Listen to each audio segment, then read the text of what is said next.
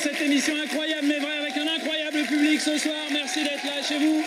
Et avec l'incroyable Nathalie. Mais vrai. Mais vrai. On va continuer Allez. cette émission. Nathalie, vous nous amenez rencontrer un ami maintenant, c'est ça, hein? Oui, on part immédiatement rendre visite à Fernando. Fernando, oui. si. Un homme qui a une grande passion dans sa vie, le club de foot du Benfica de Lisbonne. Ah. Et quand je dis que c'est une passion, le mot est faible, comme vous allez pouvoir le constater par vous-même. Image.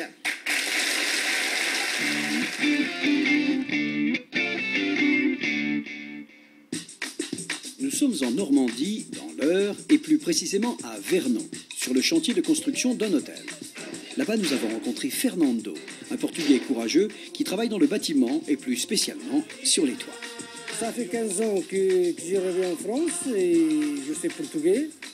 Et ça fait 15 ans que je travaille sur le bâtiment.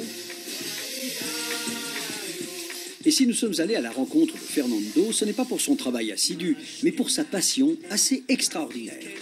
Tous les soirs, vers 18h, et après une dure journée de travail, Fernando rentre chez lui et avant de faire quoi que ce soit, il monte illico presto dans son grenier, rejoindre ce qu'il appelle son musée.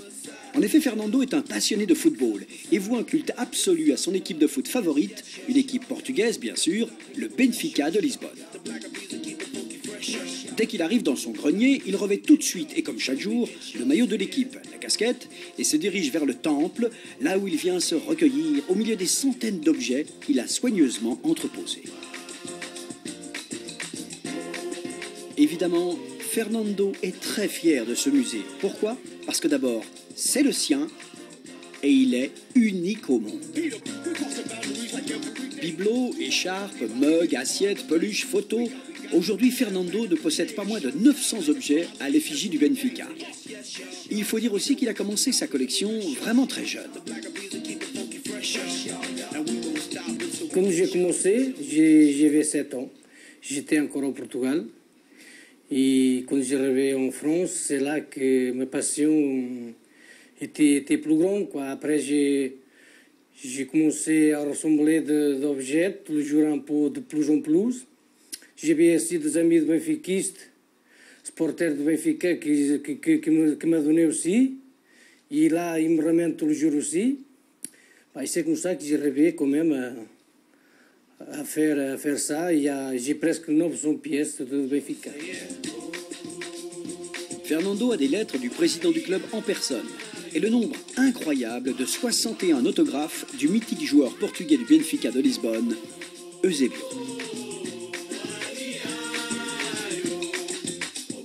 J'ai 150 autographes de joueurs de Benfica, 61 c'est d'Eusébio. Dans une autre pièce, il a accroché toutes les casquettes qu'il possède, ainsi que les maillots du club. Et ce maillot du Benfica, il ne le quitte jamais. Même le dimanche, je me sens bien avec un maillot de Benfica. Car le dimanche, il part jouer au foot près de la Seine avec ses 2 filles, qui elles-mêmes ont revêtu, évidemment, le maillot du club. Fernando espère que ses filles perpétueront la tradition et continueront sa passion exacerbée pour ce club. J'espère que plus tard aussi, ils continueront avec ma passion du petit musée de Benfica. Déjà, ils aiment bien. Ils ont ma petite Catarina, elle a dit que normalement, il va continuer ma passion. Elle aime bien le musée là-haut.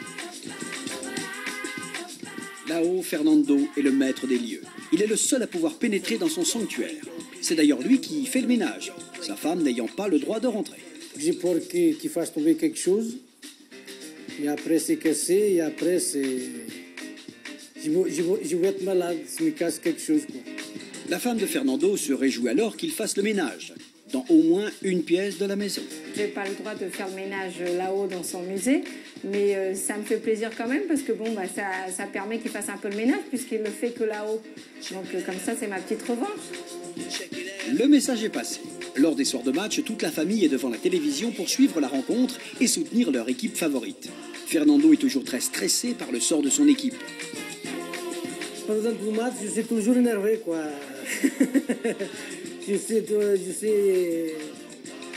J'attends toujours que le Benfica marque un but, quoi, le premier au moins, quoi. C'est le plus important. Après, ça va mieux, quoi.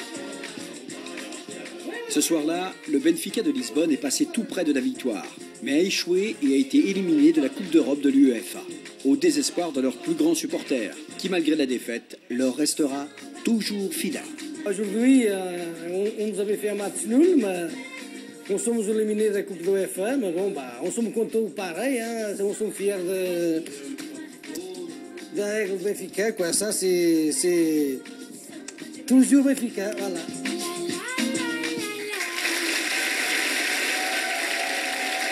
C'est beau d'être passionné comme ça. C'est mignon. Allez, voici deux disciplines sportives. On va rester dans le sport. La première, vous la connaissez peut-être car il s'agit de ski sur des dunes de sable. Mais la deuxième, c'est une course de VTT au Mexique qui passe